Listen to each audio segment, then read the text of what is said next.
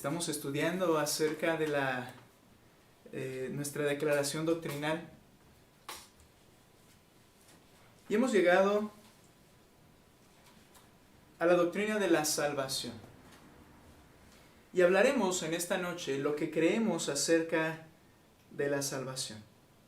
Probablemente tendremos esta enseñanza dividida en 3 partes. Y vamos a iniciar, esta es la primera de sus partes, lo que creemos acerca de la salvación. El Señor Jesucristo es llamado el Salvador. Y sin embargo, aunque nuestra comunidad latina, ¿verdad?, escucha acerca del Salvador, pocas veces se puede entender y definir la salvación de qué también. Y es importante que cada uno de nosotros como creyentes podamos comprender también la doctrina de la salvación. Y por ello, comenzamos con esta enseñanza que vamos a estar llevando a cabo, lo que creemos acerca de la salvación y nuestra declaración general acerca de la salvación, lo que creemos de la salvación, vamos a decirlo de manera amplia y general y después iremos siendo específicos. Pero es la siguiente: creemos que la salvación, en primer lugar, es de principio a fin un acto de Dios. La salvación es de principio a fin un acto de Dios. Y este acto de Dios es un acto de su gracia. Juan capítulo 1, versículo 12, y es el primer texto que veremos aquí, y nos está diciendo la Escritura en Juan capítulo 1, versículo 12 y 13. Mas a todos los que le recibieron, a los que creen en su nombre, les dio potestad de ser hechos hijos de Dios. Y luego dice el 13, los cuales no son engendrados de sangre, ni de voluntad de carne, ni de voluntad de varón, sino de Dios. La salvación es de principio a fin un acto de Dios por medio de su gracia. El versículo 13 nos dice que esos hijos que Él ha adoptado, Él ha recibido, Él ha llamado sus propios hijos, dice que no fueron engendrados de sangre, ni de voluntad de carne, no fue por el esfuerzo humano, no fue el plan y determinación de ninguna índole humana, ni de voluntad de varón, no fue algo que se le ocurrió o determinó la persona, cualquiera que ésta sea, incluyendo obviamente el mismo persona que es llamada hija de Dios, no fue un acto de su voluntad como tal, sino de Dios. Es un acto de Dios por medio de su gracia, la salvación, cuya base de esa salvación es la redención realizada por Jesucristo mediante el derramamiento de su sangre, que es la única obra suficiente y acepta por Dios el Padre, y no por obras o mérito de alguna índole del hombre. De principio a fin es una obra hecha por Dios, su gracia. En Efesios 1:7 nos dice la Escritura, en quien tenemos redención por su sangre, el perdón de pecados según las riquezas de su gracia. En estos textos no vemos la participación humana como aportando algo a la salvación, porque realmente no es así. Es según y de acuerdo a las riquezas de su gracia. Su grandísima, maravillosa, profunda y multifacética gracia de Dios. Es en base a ello, por el sacrificio, la redención de la sangre derramada de nuestro Señor Jesucristo. Efesios 2, 8 y 9 dice, porque por gracia, un texto conocido entre los creyentes, porque por gracia sois salvos, por gracia sois salvos por medio de la fe. Y esto no de vosotros, pues es don de Dios, no por obras para que nadie se gloríe. No es por algún mérito humano que el Señor haya visto o vería en una persona. Pero también en este punto es interesante el verso 8, que normalmente se pasa muy por encima, cuando dice, porque por gracia sois salvos, por medio de la fe. Ahora, la gracia del Señor, ese favor inmerecido, es por ello que eres salvo, es un favor inmerecido de Él. Y el medio para obtener ese favor inmerecido es la fe. Ahora, en la siguiente frase nos detalla algo que es bien interesante. Dice, y esto, no de vosotros. Esa palabra, y esto, es una palabra neutral. No dice, y esta, por ejemplo, refiriéndose al último artículo, al último sustantivo mencionado, que es la fe. Como diciendo, bueno, y esta, la fe, no es de vosotros, es un don de Dios. Pero tampoco la gracia. Porque si no diría, y esta, refiriéndose quizá a la gracia de la salvación. No es de vosotros, es un don de Dios. ¿Por qué utiliza un neutro? Y esto. Porque acumula toda la frase anterior, tanto la gracia por la cual eres salvo, como la fe, que es el medio por el cual eres salvo. Todo esto es un don de Dios, no por obras para que nadie se gloríe. Por tanto, la fe está incluida en lo que Dios otorga por gracia para que la persona pueda recibir la salvación.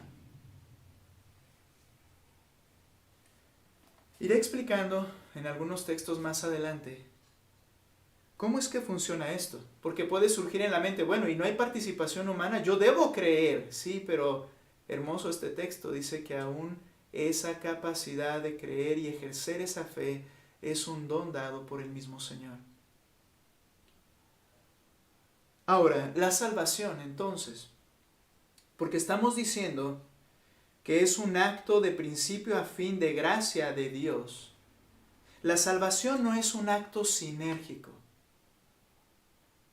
¿Qué quiere decir esto? La sinergia es la unión de dos o más fuerzas para lograr un propósito. La salvación no es un acto sinérgico. No es que yo pongo mi granito de arena y entonces el Señor pone su granote de arena y entonces funciona. No es así. No quiere decir, o más bien, la salvación no es que entre la voluntad de Dios y la voluntad del hombre fueron necesarias unirse para que esta salvación fuera posible. No es una sinergia, sino es un acto monérgico o monoérgico, y ninguna de las dos palabras existe. El monergismo, ese sí es una frase que se utiliza, ¿verdad? Pero ¿qué queremos decir? Es un acto de una sola fuerza. Es únicamente la fuerza de la gracia de Dios la que actúa en la salvación de los perdidos, ejecutando su voluntad determinada y perfecta. Es un acto completamente de la gracia del Señor, donde no tenemos participación en esa obra de salvación, porque aún nuestra fe es un don que Él da para que entonces la gracia de la salvación se lleve a cabo en nuestras vidas. Mira, decía alguien, y es muy cierto, pero yo puse un granito de arena. Si tú pones un granito de arena, le estás quitando un granito a la gloria que solo Dios merece. Él merece toda la gloria por la salvación de los perdidos.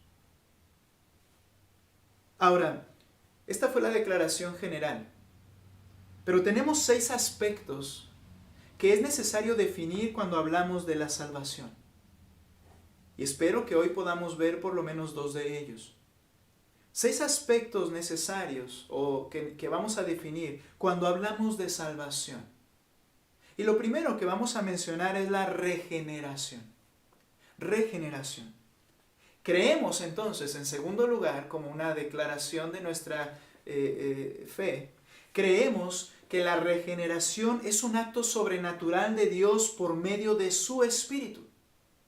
La regeneración es un acto sobrenatural de Dios por medio de su Espíritu. Tito capítulo 3, verso 5 dice, nos salvó, no por obras de justicia que nosotros hubiéramos hecho, sino por su misericordia, por el lavamiento de la regeneración, y recuerda estas 2 palabras, lavamiento y regeneración, y por la renovación, ¿en quién? En el Espíritu Santo. Es un acto sobrenatural de Dios por medio de su Espíritu Santo, dándole esa regeneración, ese lavamiento que dice aquí, renovación en el Espíritu Santo. La regeneración es un acto instantáneo en el que el Espíritu Santo le otorga al hombre nueva vida divina y nueva naturaleza divina. Un acto inmediato. El Señor Jesucristo, hablando con Nicodemo, un hombre principal entre los maestros judíos, este vino de noche, dice Juan capítulo 3, a entrevistarse con él. Y el Señor fue directo al meollo del asunto. Le dice en el capítulo 3, versículo 3 a Nicodemo, respondió Jesús y le dijo, de cierto os digo, que el que no naciere de nuevo, la regeneración, es ese nacimiento de nuevo, ese nacer de lo alto.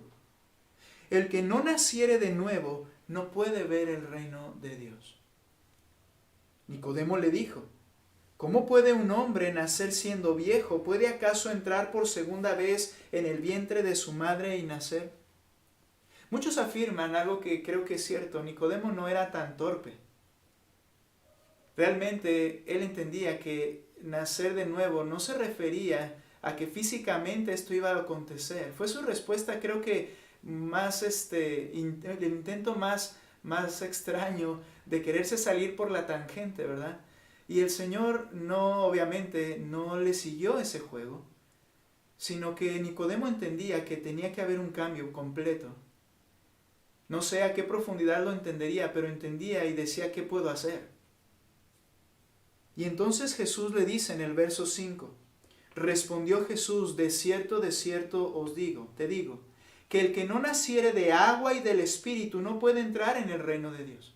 Bien, si comparamos el verso 5 con el verso 3, es la misma frase, es la misma idea. De cierto te digo que el que no naciere de nuevo. Y luego dice en el 5, el que no naciere de agua y del Espíritu. Es decir, esta es la manera en que se lleva a cabo ese nuevo nacimiento. Ahora, ese nuevo nacimiento, cuando dice el agua, no se refiere al bautismo. No se refiere tampoco al bautismo en agua. No se refiere, como algunos han supuesto, al nacimiento en el vientre de la madre donde está una fuente de agua. El término agua usado por el Señor, como todo el Antiguo Testamento, el uso del término de la agua y el lavamiento se refiere a purificación, a una limpieza, a una transformación de un ser completamente impuro a algo completamente limpio.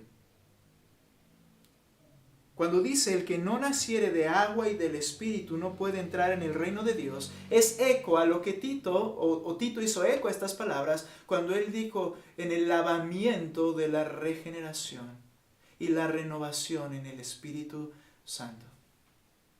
Lo que le estaba diciendo a Nicodemo es algo que tú no puedes hacer. Por eso le dice en el 6, lo que es nacido de la carne, carne es. Lo humano solo puede producir algo humano. Pero lo que es nacido del Espíritu, Espíritu es. ¿Quién es el que lo efectúa? El Espíritu Santo. No te maravilles, le dice en el 7, de que te dije, os es necesario nacer de nuevo. El viento sopla de donde quiere, y oyes su sonido, mas ni sabes de dónde viene ni a dónde va.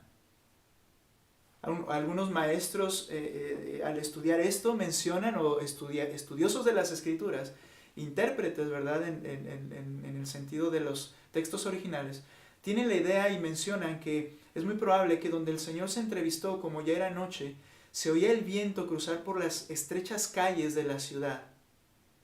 Y así como el viento tú no lo puedes controlar ni sabes cómo funciona, solo te das cuenta que está y que hace algo. Dice el Señor, mas ni sabes de dónde viene ni de dónde va, así es todo aquel que es nacido del Espíritu. Tú no puedes saber cómo se lleva a cabo, pero se ve con claridad la obra cuando se lleva a cabo. ¿Por qué? Porque es un acto sobrenatural que lleva a cabo instantáneamente el Espíritu Santo y le otorga nueva vida y nueva naturaleza divina a esa persona. Esto es a lo que se refiere nacer de nuevo o nacer de lo alto, como mencioné hace un momento.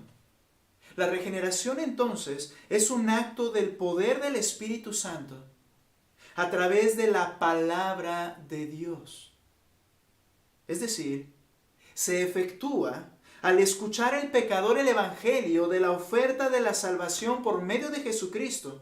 Y el mismo Espíritu, como decíamos hace un momento, le capacita u otorga el arrepentimiento y fe para creerlo. Es a través de la palabra de Dios. Nota lo que dice Santiago capítulo 1, versículo 8. Santiago 1:8 dice, Él, hablando del Padre, de su voluntad, es un acto de gracia de la voluntad de Dios. Él de su voluntad nos hizo nacer por la palabra de verdad para que seamos primicias de sus criaturas. Entonces, esa persona para recibir la regeneración requirió oír el evangelio, entenderlo, creerlo, y al oírlo dice, de su voluntad el Padre nos hizo nacer por la palabra de verdad. Juan 5:24, de cierto os digo, el que oye mi palabra y cree en el que me envió, tiene vida eterna. Es necesaria la palabra de Dios en la regeneración. Y que es el Espíritu, algo que quizá chocó en la mente de algunos, que es el Espíritu el que capacita al pecador para venir al arrepentimiento y ejercer fe. Como estas dos cosas suelen atribuirse a la obra del hombre. Suelen atribuirse a esta idea de la sinergia, de que es necesario mi parte y la parte de Dios para la salvación. Pero es claro que es el Espíritu el que capacita para el arrepentimiento y la fe. Segunda Timoteo, capítulo 2, verso 25. Hablándole cómo el pastor o el hombre de Dios debe ser piadoso, amable para con todos, aun con aquellos que estén en contra de lo que estamos enseñando o sean enemigos de la fe, y debe de ser amable. En ese contexto, el apóstol Pablo le dice a Timoteo, en 2 Timoteo 2:25, que con mansedumbre corrija a los que se oponen. Por si quizá Dios les conceda que se arrepientan para conocer la verdad. ¿Recuerdas cuando hablábamos acerca de lo que Pelagio decía? Cuando vimos acerca de lo que creemos acerca del hombre y su depravación total. Y que Pelagio decía, no es verdad, no está tan depravado, él realmente es neutral y él puede decidir acercarse al Señor, y él si quiere puede arrepentirse, él si quiere puede todas estas cosas. Bueno, este texto dice que es Dios el que concede el arrepentimiento. Es un acto de Él. Y como mencioné, y ejercer fe, hermano. Efesios 2:8 dice, porque por gracia sois salvos por medio de la fe, y esto, y se refiere a esa gracia de salvación y la fe que es el medio, no es de ustedes, sino que es un don de Dios. Es algo que Dios otorga y capacita para que se pueda ejercer y llevar a cabo. Hablando de la regeneración, de este acto poderoso, sobrenatural de Dios por medio de su Espíritu, también debemos decir que la verdadera regeneración, y si decimos verdadera, entonces quiere decir que no existe la falsa regeneración, pero puede haber un engaño en cuanto a la regeneración en algunas personas. La verdadera regeneración se manifiesta en obras de justicia y en actitudes y conductas justas. Según a los Corintios 5:17, hablando de ese nuevo nacimiento, dice la regeneración, de modo que si alguno está en Cristo, es decir, se ha relacionado con Él por medio de la fe. Y recuerde, al momento de que la persona ejerce la fe con la cual Dios lo capacita en el Evangelio, la regeneración por medio del poder del Espíritu Santo se hace inmediatamente. Y haciendo referencia a eso, dice 2 Corintios 5:17, de modo que si alguno está en Cristo, nueva criatura es. El término allí no es nuevo bebé, como he explicado algunas veces. Una criatura, como decimos, hay criaturita, ¿no? Y piensan, es un bebé. No. Nueva criatura, la idea es nueva creación de Dios. La regeneración es un acto del poder creador de Dios, inmediato. Por tanto, nueva criatura es. Las cosas viejas pasaron. La forma y todo lo que hacía, lo hacía de una forma, de una naturaleza pecaminosa y corrupta, y quedan atrás. Y dice, y todas son hechas nuevas. Y esto no solamente quiere decir que tiene una nueva oportunidad para hacer nuevas cosas, otras cosas, sino que las cosas que hace, las hace de una manera distinta a como eran antes. Hay una evidencia de que fue una nueva criatura, una nueva creación. ¿Puede entonces haber una persona que diga ser regenerada por haber creído en el Evangelio de Cristo y que sin embargo no haya en ellos la mínima manifestación de obras dignas de arrepentimiento, como dijo el Señor Jesucristo en sus vidas? ¿Esto es posible? Bueno, eso va a ser posible cuando el poder creador de Dios falle en algún momento. Cuando el poder creador de Dios falle, entonces una nueva criatura puede no hacer las cosas nuevas.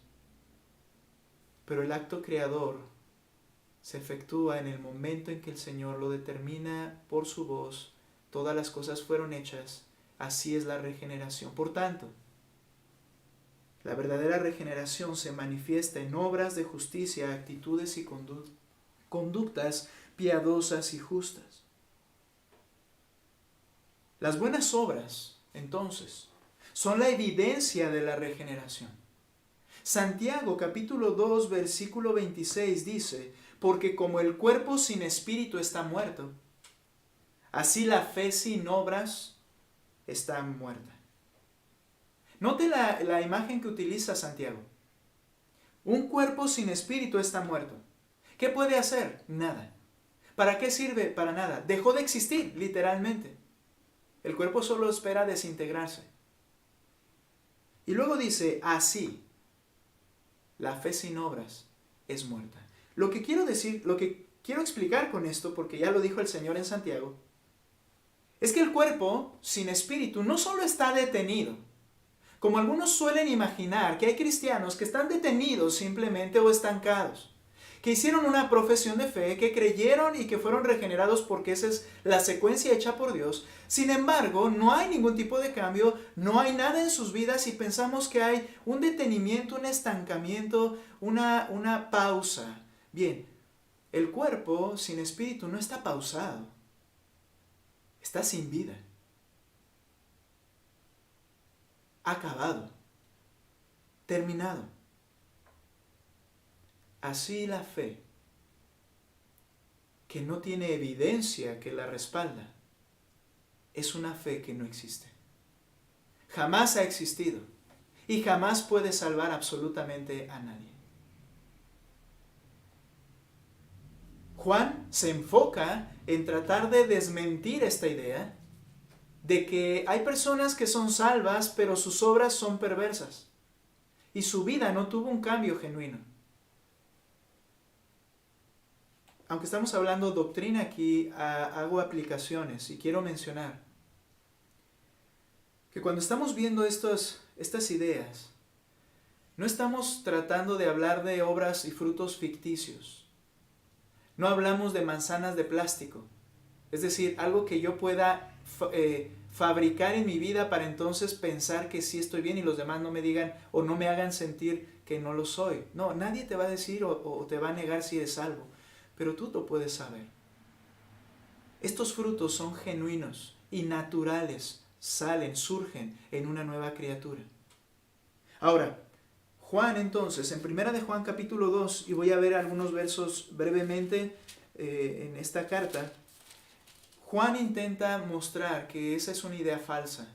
Y Juan entonces dice en 1 de Juan capítulo 2, verso 29, si sabéis que Él es justo, sabed también que todo el que hace justicia es nacido de Él. Dicho de manera negativa, quiere decir que si no haces justicia, es porque no eres salvo. No eres realmente regenerado. Y explicaré en un momento que no me refiero a que seas perfecto y sin falla. Pero la obra del Señor fue inmediata y hubo cambio de una vida depravada a una vida que busca siempre hacer las cosas justas. Y necesita crecer.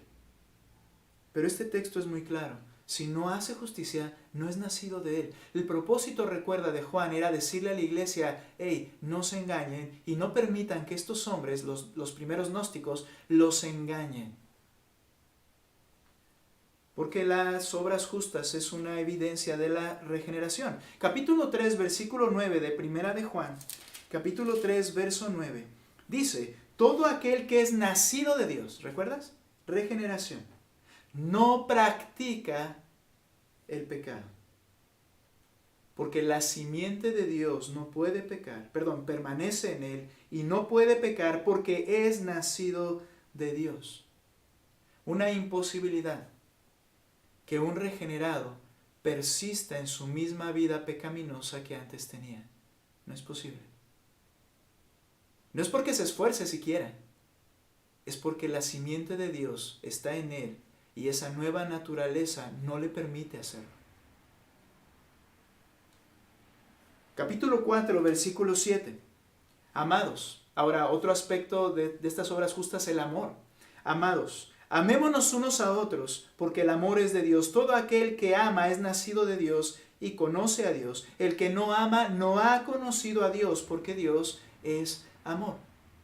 Eran personas que no amaban al pueblo de Dios, es decir, a la iglesia. Que eran constantemente con conflictos con los creyentes. Que se sentían superiores, eran los gnósticos de ese tiempo, se sentían superiores, iluminados, pero rechazaban a los demás. Creían ellos que eran aceptos ante el Señor por su nivel de filosofías que tenían en su mente. Pero les dice Juan, mira, pero son personas que desprecian a los creyentes. Nosotros nos amamos. Este es un resultado genuino de la obra de regeneración. El que no ama no conoce a Dios. Ahora vean lo que dice capítulo 5, verso 1. Todo aquel que cree que Jesús es el Cristo es nacido de Dios. Y todo aquel que ama al que engendró, ama también al que ha sido engendrado por él. ¿Qué está diciendo? Ok, yo soy nacido de Dios, ¿sabes qué sucede en mi corazón? Yo amo a Dios ahora. A partir de ese momento, no a lo largo de 20 años de supuesto cristianismo, sino de ese momento en que oí el Evangelio y creí, comienzo con un amor a Dios. Pero luego dice Juan, pero el que ama a Dios también ama a los que Él engendra. Es decir, amar a Jesucristo, amar a los creyentes. No puedo dejar de amar a alguno de los dos y pensar que yo estoy bien. Capítulo 5, versículo 4. Porque todo lo que es nacido de Dios vence al mundo. Y esta es la victoria que ha vencido al mundo, nuestra fe. Y luego dice el verso 18, 5:18, sí.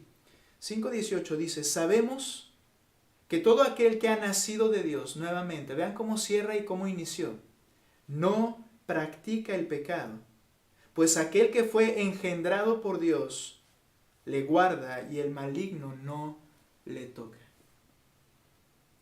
Los frutos de buenas obras se harán evidentes en el momento de que una persona es regenerada. Pero no quiero decir que sean perfectos. Estas buenas obras irán en aumento y abundarán en el regenerado en la medida que obedezca las Escrituras y se somete cada vez más al Espíritu Santo. Y entonces comienza a crecer cada vez más a un parecido a la imagen de Cristo. Pero nunca será perfecto. Por completo no lo será como Cristo, sino hasta el día de la glorificación. Segunda de Pedro, capítulo 1, versículo 4. Dice la Escritura así. Por medio de las cuales, hablando de su gloria y excelencia, por medio de las cuales nos ha dado preciosas y grandísimas promesas, habla de los regenerados, para que por ellas, a través de ellas, llegases a ser participante de la naturaleza divina, es decir, ese parecido cada vez más a Cristo evidente. Dice, Él ha provisto todas estas cosas para que llegues a ser participante de la naturaleza divina, comenzando ¿cómo? Con la naturaleza divina que ya nos fue dada en la regeneración, ese nuevo nacimiento, ya somos participantes. Y luego dice entonces el texto, habiendo huido de la corrupción que hay en el mundo a causa de la concupiscencia. Ahora, ¿esto es todo? No, vean que dice la responsabilidad del creyente para crecer en esas obras. Vosotros también, poniendo toda diligencia, por esto mismo, añadid a vuestra fe virtud, a la virtud conocimiento, al conocimiento dominio propio, al dominio propio paciencia, a la paciencia piedad, a la piedad afecto fraternal, al afecto fraternal amor. Vea cómo el creyente, en la medida que se somete al Espíritu Santo, va creciendo en estas obras y frutos justos en su vida. Y de hecho es una responsabilidad de cada creyente también. Porque si estas cosas están en vosotros y abundan, creces en ellas, no os dejarán estar ociosos ni sin fruto en cuanto al conocimiento de nuestro Señor Jesucristo. Pero el que no tiene estas cosas, tiene la vista muy corta, es ciego, habiendo olvidado la purificación de sus antiguos pecados. Es decir, hermanos, que cuando un creyente no ha crecido como debe crecer, hay algo que está mal allí. Pero esto no afirma que no hay obras justas hechas en la regeneración por el Espíritu Santo y la transformación en esa persona. Ahora, vean lo que dice el verso 10. Por lo cual, hermanos, tanto más procurad hacer firme vuestra vocación y elección, porque haciendo estas cosas no caeréis jamás. Este texto lo que está diciendo es, procura hacer evidente que eres realmente salvo. Esa es tu responsabilidad, que sea evidente cada vez más y de manera amplia tu genuina salvación. Y en ese esfuerzo y diligencia no caeremos en las cosas primarias en las cuales en un principio llegamos a caer. Pero la perfección será hasta la glorificación. Filipenses capítulo 1, versículo 6. Filipenses 1:6 dice lo siguiente: estando persuadido de esto, dice el apóstol Pablo, que el que comenzó en vosotros la buena obra, vea que habla en pasado. Todo genuino creyente es genuinamente regenerado y ya la obra se vio, se hizo evidente y ya inició. Pero se concluirá, dice ahí, la buena obra la perfeccionará hasta el día de Jesucristo. En ese día seremos hechos a su imagen, sin pecado. Seremos transformados por completo. Pero la evidencia de la regeneración está, se inició la buena obra. Nadie puede decir, yo ya soy salvo y todavía no empieza conmigo a trabajar el Señor. Es un acto inmediato. Creemos pues que la regeneración es un acto sobrenatural de Dios por medio de su Espíritu Santo. Ahora, viendo el tiempo también, no va a ser posible avanzar mucho más. Lo que vamos a ver la próxima semana, y solo voy a dar una breve introducción ahora. Otro aspecto de la salvación, primero que vimos la regeneración como ese acto inmediato del Espíritu Santo y sobrenatural. Hablaremos también de la elección. Por cierto, debo adelantar que este es un tema que ha causado a lo largo del tiempo cierta controversia. Y quiero decir tiempo no de toda la historia, sino del tiempo reciente. Después de 1900, algunas filosofías que se introdujeron en el cristianismo eliminaron o trataron de eliminar el entendimiento acerca de la elección. Incluso creyentes de nuestras iglesias luchan al hablar de elección. Es interesante que en la Escritura, ¿verdad?, cuando se habla de elección es un tema que los que primero reniegan a ese punto ni siquiera son los que no conocen el Evangelio, sino los mismos creyentes diciendo que es un acto injusto de Dios. Por eso Él no pudo elegir, porque si Él elegía de esa forma en que se supone que se hizo, sería injusto, porque entonces todos deberían de haber sido puestos en la misma situación y todos ser salvos, y si no lo hace así el Señor, es injusto. Trataremos de explicar la próxima semana la elección bíblicamente y lo que creemos acerca de ella. Entonces, tengo que cerrar. Es mejor, para no correr en este punto, recordemos, creemos que la salvación es de principio a fin un acto de Dios, un acto de su fuerza, su obra, su voluntad, no un acto sinérgico en el que yo aporté absolutamente nada. Él me dio todo lo necesario para hacerlo. Y el primer aspecto que vimos es la regeneración, obrada inmediatamente como un acto sobrenatural en todo aquel que ha oído el Evangelio y creyó el Evangelio en su corazón. El Espíritu Santo le ha dado nueva vida, le ha hecho nacer de lo alto o, utilizando el término, lo ha regenerado. Gracias a Dios, porque esto es un acto de pura gracia, no un acto merecido de alguna forma. No lo hizo porque yo mereciera esto, sino porque Él lo quiso hacer y Él es bueno y sabio en lo que está haciendo. Solamente esto nos lleva a glorificar a Él. Vamos a orar. Señor, gracias. No hay otra manera de decirlo. Solo gracias. Gracias por haber efectuado esto. Gracias por habernos otorgado el arrepentimiento y nos has capacitado y nos capacitaste para ejercer fe. Ahora ruego, mi Dios, por las personas, si hay alguien que al escuchar esto puede temer en su corazón, que su corazón pueda entender y ser convencido de que lo que requiere hacer es venir a tus pies en fe y arrepentimiento. Eso es lo que nos corresponde entender como humanos. Te ruego, mi Dios, que tú sigas extendiendo tu reino y que nos uses para proclamar tu evangelio. Usa esta tu iglesia, Señor, para tu gloria. Te lo rogamos, mi Dios. Y solamente, nuevamente, Señor, gracias por lo que has hecho a nuestro favor. A ti pertenece toda la honra y gloria, solo a ti, Señor, en el nombre de Cristo Jesús. Amén. Por ese acto